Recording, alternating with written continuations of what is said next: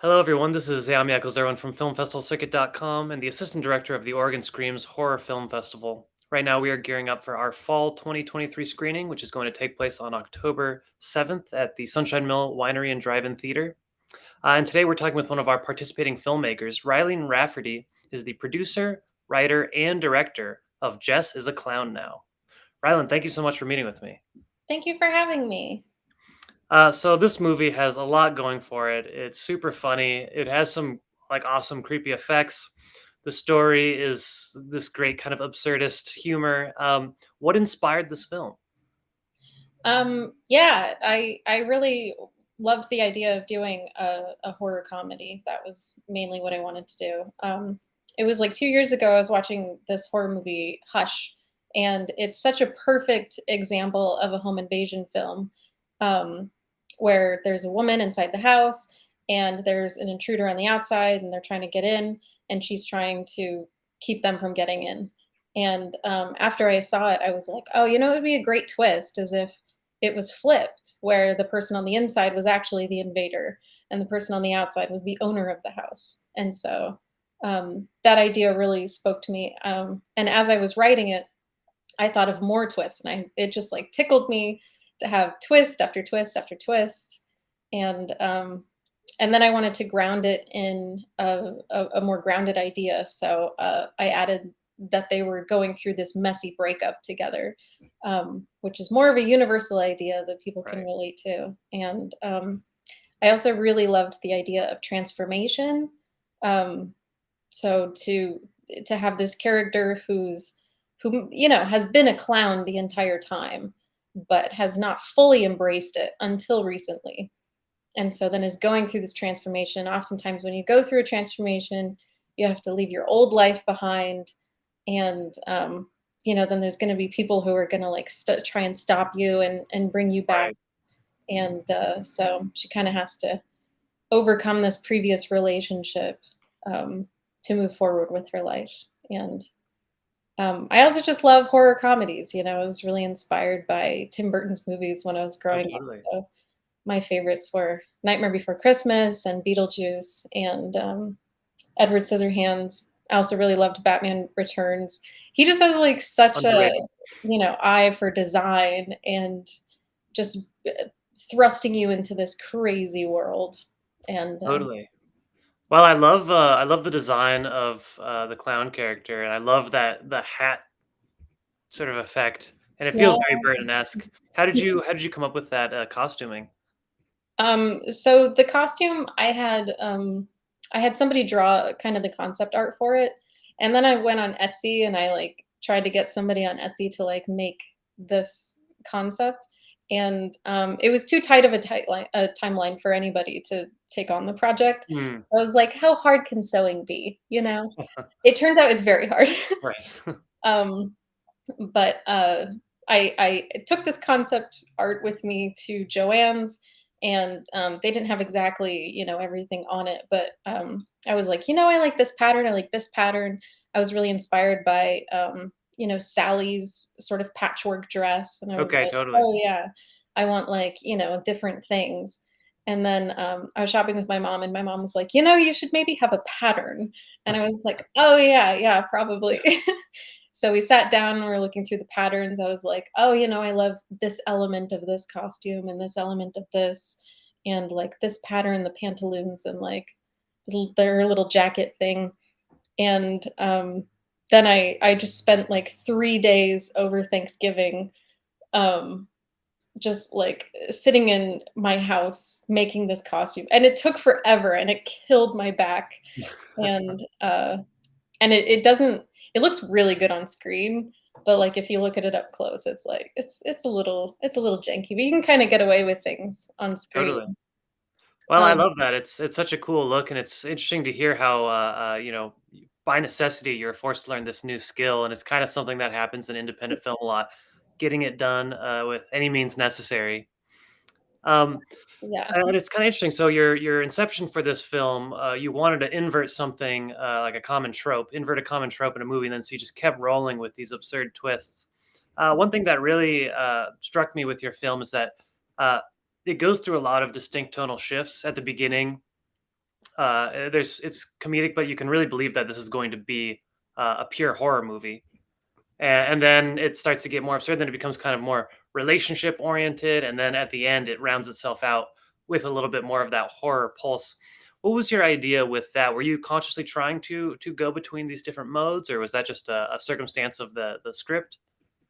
Yeah, it kind of came about more organically. I started out more with like the part where they're talking about their relationship, Okay. and then I also wanted to set up like her in the house by herself, and like, oh, there's this creepy outside force that's trying to get in.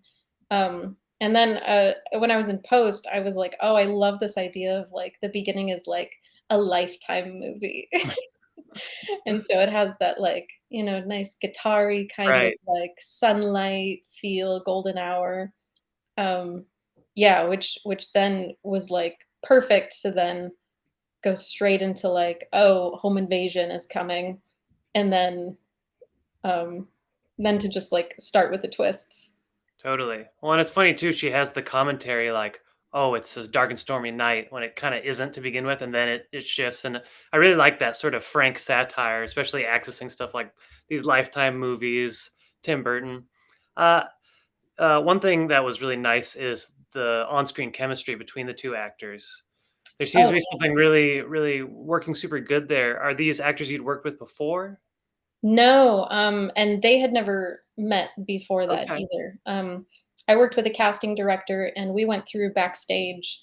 It was still, kind of a little bit COVID-y, so we did all of it Okay. virtually.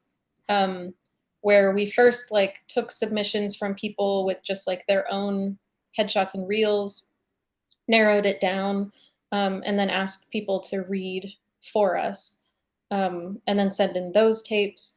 And then from there, we picked a couple people to like read together, and then we ended up with these two. But Kara's original tape just blew me away. I was like, oh my god, this is the clown. Like this is definitely Jess. And Brianna's tape too. She just was like, she has such incredible comedic timing. I was like, I must work with this person. That's Um, awesome. Well, it seems like you made the perfect choice because they're so great on screen. What was that on-set dynamic like? Was this a fun shoot? Was it stressful? Did the sort of the chemistry and the humor of the film, did that radiate to the cast and crew? What was that like? whenever we were like filming and they were telling the jokes, and like they just were so funny that it made everybody else have a really good time. But the shooting was very stressful. Mm, I learned a lot about time management. Um, you always run out of time. You just always run out of right. time. Um, So we didn't get to do everything on the first shoot, and then we even did a pickup shoot, and you know, we still didn't quite get everything done then. But there were other things that I had planned to do just kind of on my own, Okay. like the VFX hands, and then I was Right. just gonna comp that in later. Um, but yeah, at the very least, like it was great that we were doing a comedy because there was comic relief for us, the crew members. Right. Well, so what did you learn from this process? Do you have any new insights on writing, directing, producing, anything like that? Oh my gosh, I think every time you make a film or work on your craft, I think you get better and better, and I feel like I definitely did get better from the last film I made, and I got better from the film before that. So it's encouraging that I feel like I am getting better. Um, One thing that I thought worked really, really well this time was consciously making the decision to create interpersonal trust. So I Mm, wanted my cast and crew to trust me, and I wanted to trust them. Um, and just, I think when everybody feels like they're trusted, they they do a better job. They're more invested, and it just makes a much better environment. Like working with my cast, I had an idea about what I wanted the characters to be, but I also wanted to trust them to kind of make the characters their own right. and do their own things with it. So when I like, for example, when I was telling Kara, like, here's how I envision the clown, she was like, "Oh yeah, okay, yeah, I love that."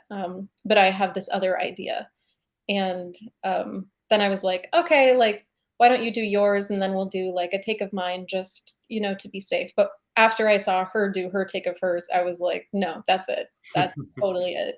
And I think you just have to have that. You have to have that trust with everybody.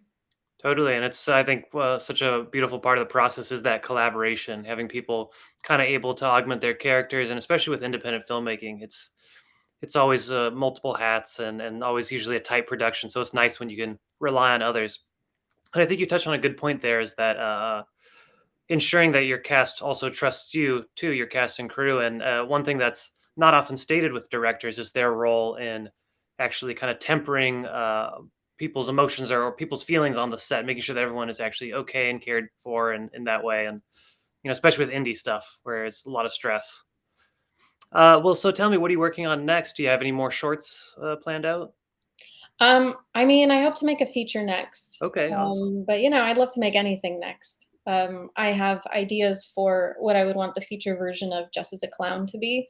Um, I'd love to see Jess go and meet her parents at the carnival. Um, I'd also love to see some flashbacks of her and Megan's relationship.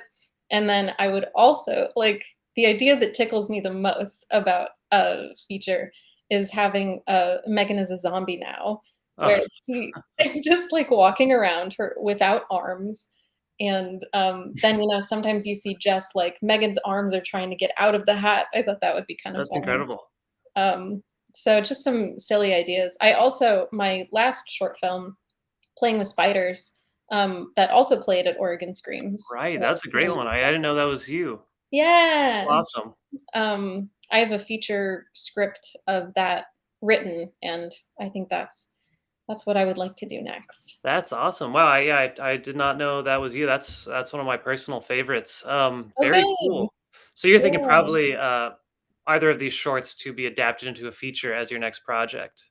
Definitely, yeah. That's cool. And is there any considerations to make? Obviously, you're talking about kind of where the story could go with Jess as a Clown now. Is there any distinct difficulty or insight you could give as to what's that like to take the short and make it a feature? Or any kind of struggles that you're pushing up against? I'm just sort of curious about that process. Oh, yeah, I mean, I've never actually done it. I've never Okay. actually turned, the short into the feature successfully, but I did start off Playing with Spiders was originally a feature screenplay, Oh, okay. and it was a finalist at Barnstorm Fest, um, and, I didn't get much traction with it, but I was like, "It would be great to get this made is to make a proof of concept," and so that's how I made that short. But with Jess as a Clown now, I came up with the short and, then have been kind of thinking about what the feature would be, but haven't written it yet. Cool. Well, it's interesting to hear those two different points of departure there. Well, very cool. Is there anything else you'd like to add about Jess as a Clown now? Um, I mean, I'd love to give a huge shout out to my cinematographer, Jeremy Royce. He made the film look totally professional um, with the lighting, and he just was also like so quick and so on it, and just so lovely to work with. And yeah, he definitely like helped make the film what it can be. I mean, shout out to everybody who worked on it because I just like truly from the bottom of my heart appreciate everybody coming out and like making this crazy thing with me. And I hope audiences laugh. Oh, totally. No, I think people are gonna love it. It's such a polished and professional looking film. Thank It's you. got that kind of absurd rapid fire humor. I think Portlanders specifically are gonna get a huge Yes. laugh out of that, and I'm very excited to put this on October 7th at the Oregon Screams Horror Film Festival. Yeah. Uh, and thank you so much, Rylan. I'm really excited to see your next work. Oh, thank you so much. It was great to meet you. You too. Take care.